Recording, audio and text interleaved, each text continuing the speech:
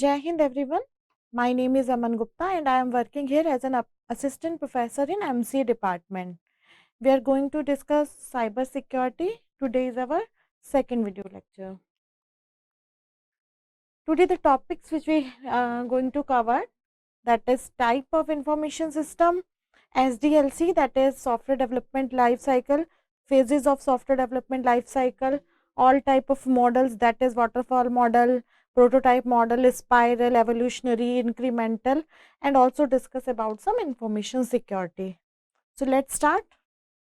First of all, types of information. Information types consist of two parts, that is of operation support system and management support system. Operation support system further divided into three parts, that is transaction processing system called as TPS, process control system, that is PCS, and enterprise collaboration system, that is ECS. So what is the working of transaction processing system? It manages and processing all the business transactions. And what is PCS? PCS is to control the industrial process. Enterprise collaboration system do what it does? Team and work group collaboration. So what is management support system? Management support system consists of, it helps in making decision making for the management. First is management information system. It provides specified reporting for the managers. Second one is decision support system. It helps in decision taking by the management. Interactive decision support on the basis of the reports provided by the MIS. The third one is executive information system. That is information tailored for the executives, means the managers, etc., CEO of the company, directors, etc. So let's discuss all these in detail. What is transaction processing system, TPS? These are the information system applications that capture and process data about business transactions. They are sometimes called the data processing system. Processing a transaction can be done in two ways. So what are these two ways? First is batch processing and second one is real time processing. Batch processing means, suppose a payroll TPS gathers employees hours for 2 weeks and then processes all the hours in one batch to calculate paycheck amount. So it is called, to process the data in a batch. So it is called as batch processing. Second one is real time processing. Means cash receipt, card payments, when we are going in for shopping, etc., in a mall. So what we do, we are doing real time processing of our data, money. For example, ATM money machine system, that is banking transaction, cash register system, POS transaction. When we are do shopping in some mall or in a or shop, so we make payment of that items that we purchased through the shopkeeper. Third one is accounting system, checking account transactions. Next is process control system, that is called PCS. It supports operations in an organization. It controls and monitor industrial manufacturing process. It helps in making day-to-day decisions and controlling operational processes. For example, it warnings for leakage. It gives warnings for the leakage, water level when we are working in some petroleum refining, power generation, automobile manufacturing. So process control system is supports all the operations in an organization. Third is enterprise collaboration system. It supports operations by sharing information among employees through different channels. Through different channels means like email, chat, video conferencing, calendaring, workflow, file sharing, and the proper flow of information helps in increasing the productivity of an organization. teamwork, communication and collaboration are the key points for enterprise collaboration system. Next is management information system. What is management information system? It is an information system that provides for management oriented reporting, usually in a predetermined and fixed format. Management information system supplement transaction processing system with management reports that is required to plan, monitor and control business operations. That is, it supports management with the help of some reports that is required by the managers in a frequent time interval. So, it supports management by providing that type of reports in a predefined format. Analysis and reporting, charts, graphs, summary tools. These are the tools that is provided by the management information system to the managers. Next is this decision support system. It supports managerial decision making. Decision support system are concerned with providing useful information to support the decision process. Decision support system is an information system application that provides its user with decision oriented information whenever a decision making situation arises. DSS is designed to support semi-structured and unstructured decisions. Mostly DSS are custom developed. It can be customized according to the user's need, developed for specific companies, very few out of the box products. That is, decision support systems can be manageable for the variety of customers or for the variety of different companies. Next is executive information system. It provides critical information from other systems like MIS and decision support system. Portal concept, one place with links to all the information.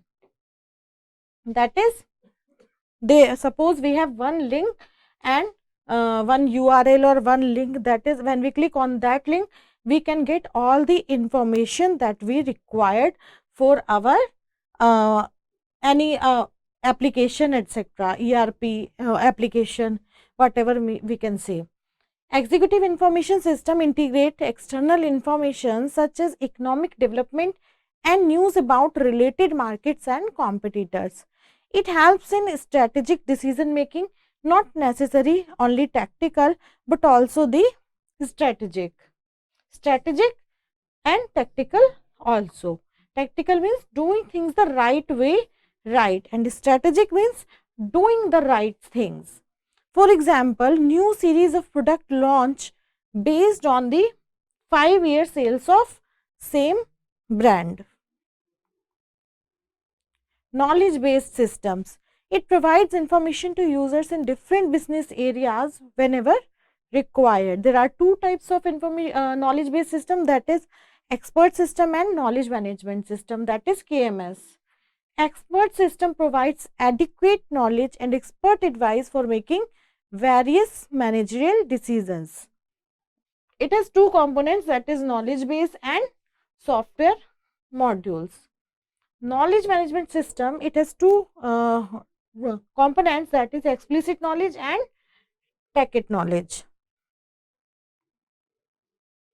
Now, the role of information system in business organizations. What is the role of information system in business organization? So, first of all, scaling of organization.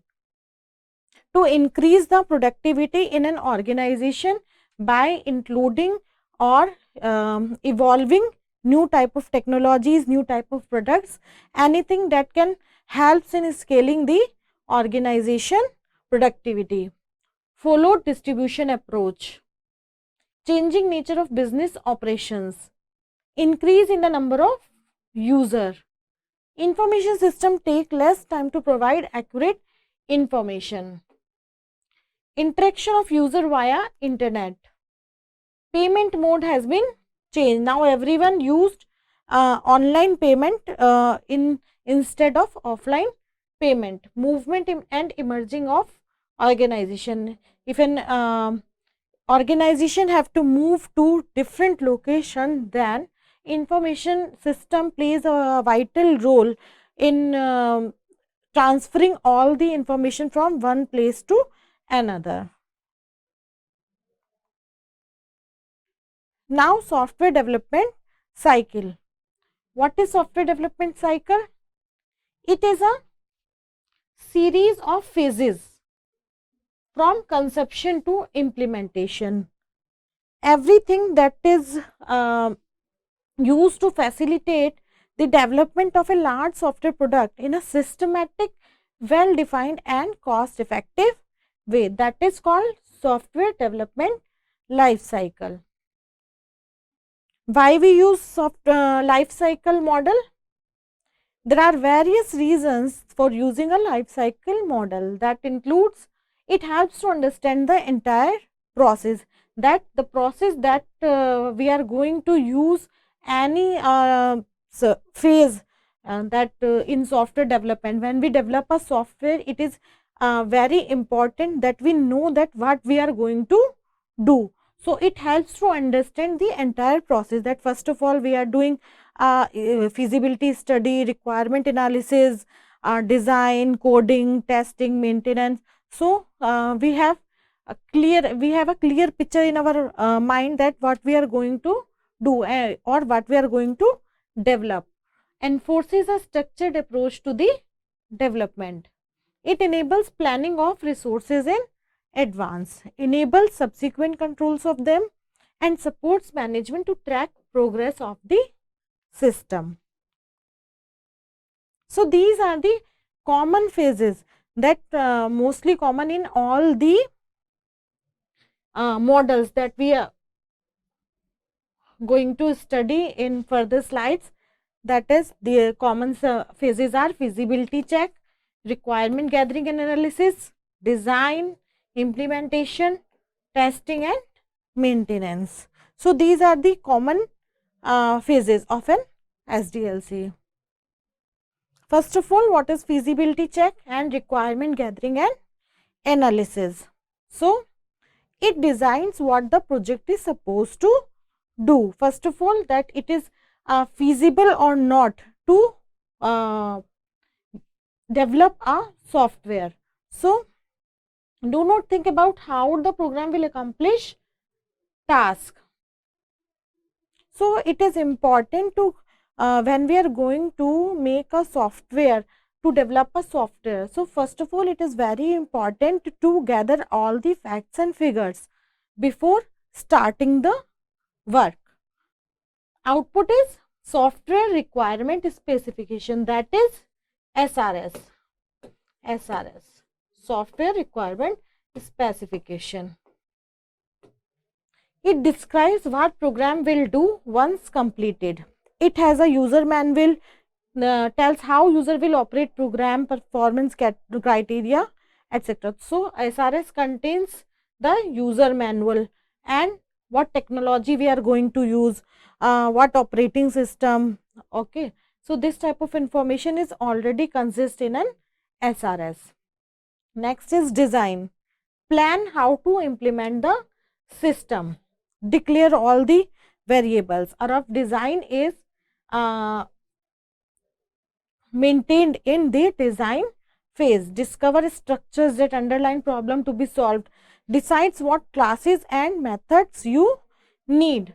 So these classes and methods are identified in this phase, in this design phase, and these classes and methods are implemented in the next phase, that is our implementation or coding phase. Design approaches contains structured design and detailed design. Structured design means only the declaration, and detailed design means all the methods under these classes and would be discovered. Next is implementation. Write and compile the code. Code implements classes and methods discovered in the design phase.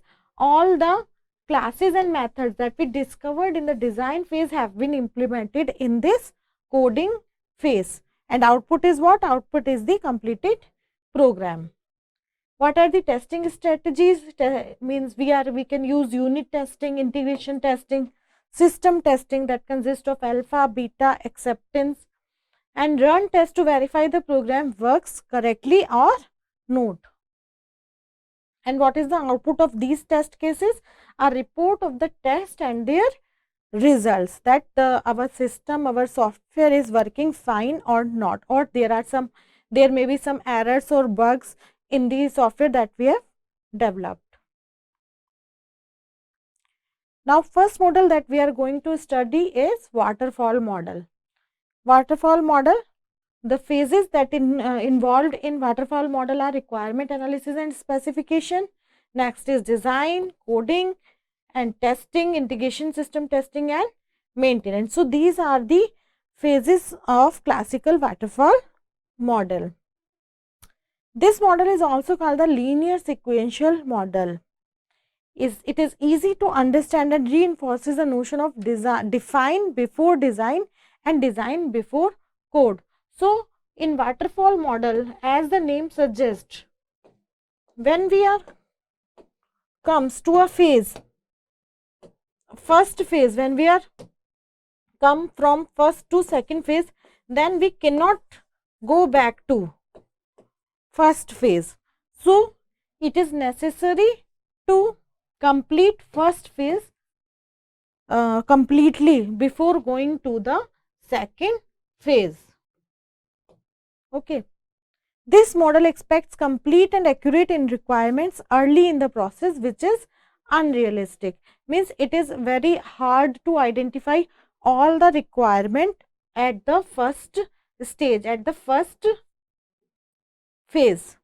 So, there may be some problems that client who want to have some software that he said that no, I want this type of functionalities more in our software. So, this is not possible in waterfall model.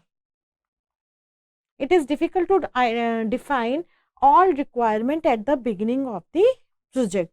So, this model is not suitable for accommodating any change. It does not scale up well to large products. We cannot scale up to large projects because there is no scope to changes in the previous phases. Once we have completed and coming to the next phase, a working version of system is not seen until late in the project's life. Inflexible partitioning of project into distinct stages make it difficult to respond to changing customer requirements. Therefore, this model is only appropriate when the requirements are well understood and changes will be fairly limited during the design process. When the requirement of all the stages are predefined, then only this waterfall model works fine. Otherwise, it is not appropriate for the user. Next is prototyping model. Prototyping begins with requirement gathering. Developer and customer meet and define the overall objectives of the software. It identifies whatever requirements are known and outline areas where further definition is mandatory. So, first of all, the developer and customer meet and identify discuss all the objective of the project, and then a quick design occurs. Quick design, that is called the prototype. The quick design focuses on a representation of those aspects of the software that will be visible to the customer. Example, input approaches and output formats. It is based on the idea of building a prototype before building the actual system. So, what we do before building the actual system, we made a prototype, a rough structure of what we are going to make. Prototype exhibits limited functional abilities low reliability and inefficient performance. It used to show input types, user interaction using dummy functions. It used to resolve technical issues which results in unknown components, example new hardware. The prototype may be a usable program, but it is not suitable as the final software product. So, we can use the prototype in our other software applications also, but it cannot be used as the final software product. The code for the prototype is thrown away. However, experience gathered helps in developing the actual system. So, the prototype that we use for the software product is thrown away, and we cannot use that prototype as a final product. Stages that we have in prototype model are feasibility study, requirement gathering, and then develop a quick design. Okay, that is called the build prototype. On the basis of that design, build prototype, then customer evaluate it that it is okay to develop a software on that idea. Then if there remain some suggestion, then refine the requirement, then change in this design, and then this process continues to have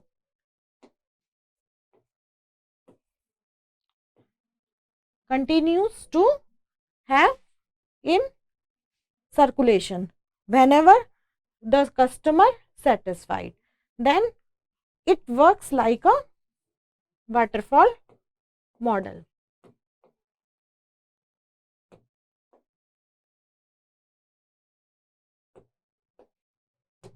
Then it works same as the waterfall model does. Design phase, implementation, testing, and then maintenance. Now, what are the advantages and limitations of prototyping model? So, there are some advantages, that is it's suitable for large system for which there is no manual process to define their requirements. The quality of software that is made using a prototype model is very good. Requirements are not freezed. It evolved or emerged as the client suggestions. And what are the limitations of prototyping model? It requires extensive participation and involvement of the customer whenever he is not satisfied, which is not always possible. It is not always possible to have customer to interact the programmer in a very frequent manner. So, it is always not possible. Next one is a spiral model. This model do not deal with uncertainty which is inherent to software projects. Important software projects have failed because project risks were neglected and nobody was prepared when something unforeseen happened. So, Barry Boehm recognized this and incorporated the project risk factor into a life cycle, and it results in the spiral model. So, he made the spiral model which was presented in 1986. Process is represented as a spiral rather than as a sequence of activities like with backtracking. So, instead of using this waterfall model or prototyping model, this model works as in a spiral with the inclusion of the risk factor. Each loop in the spiral represents a phase in the process. No fixed phases such as specification or design loops are chosen depending on what is required. Risks are explicitly assessed and resolved throughout the process. The activities are organized in the spiral having many cycles, and each cycle have 4 quadrants. Each cycle have 4 quadrants.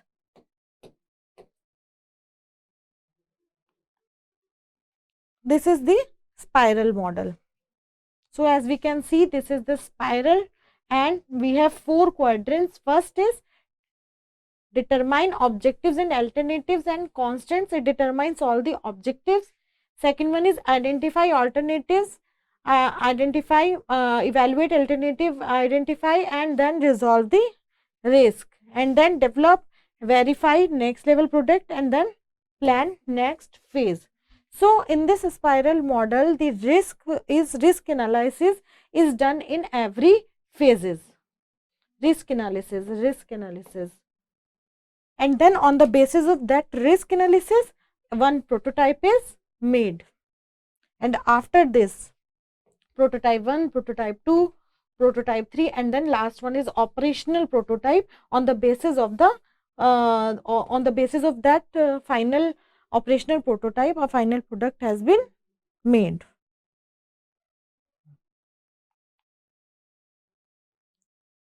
As we have discussed, spiral model sectors, objective setting, specific objectives for the phases are identified. Second is risk assessment and reduction, in which risks are assessed and activities put in place to reduce the key risk.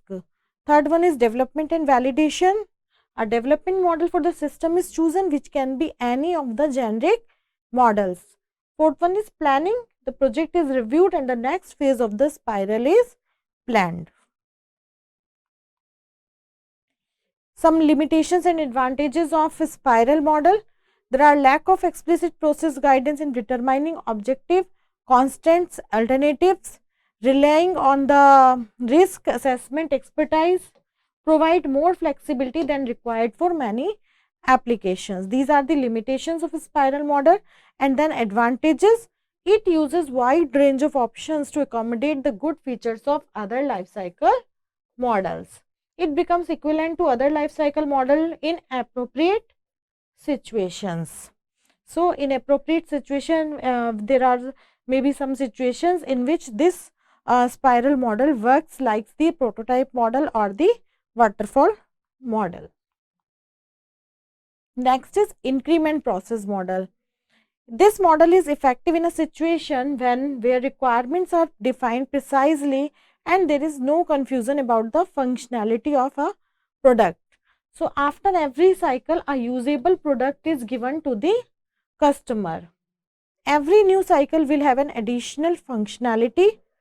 Incremental process models are particularly when we have to quickly deliver a limited functionality system, a quick deliver system, when we have to make a quick deliver system in a short span of time, and we want to have a usable product, then we have used increment process model.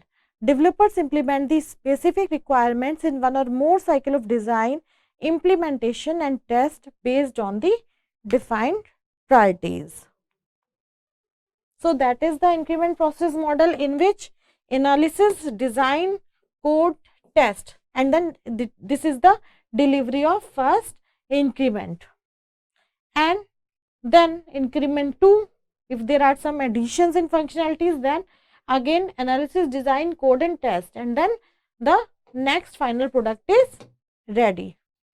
So in increment process model, there are many increments, and in every cycle we have a final product, we have a working product ready. What are some advantages of increment process model? The feedback from early increments improve the later stages. The possibility of changes in requirement is reduced because of the shorter time span between the design of a component and its delivery. So changes may be not possible to have because we have a short time of span to work. So it is not possible to have changes very frequently, because we need the urgent delivery of the product. Users gets benefit earlier than with a conventional approach. Smaller subprojects are easier to control and manage. Job satisfaction is increased for developers when they see their labors bearing fruit at regularly short intervals. There are also some disadvantages of increment process model. Programmers may be more productive working on one large system than on a series of smaller ones. Some problems are difficult to divide into functional units, modules which can be incrementally developed and delivered. Software package later increments may require modifications to earlier increments. Next is evolutionary process model. In this, requirements are implemented by category rather than by the priority. This model is useful for projects using new technology that is not well understood. This is also used for complex projects where all functionality must be delivered at one time, but the requirements are unstable or not well understood at the beginning. Main characteristics are phases of software construction are interleaved. Feedback from user is used throughout the entire process. Software product is refined through many versions. There are some advantages of this model. Deals constantly with changes. It provides quickly an initial version of the system and it involves all development teams. There are also some disadvantages of this process model, that are quick fixes may be involved, invisible process not well supported by the documentation, and the system structures can be corrupted by the continuous. That's all for today. Thank you so much.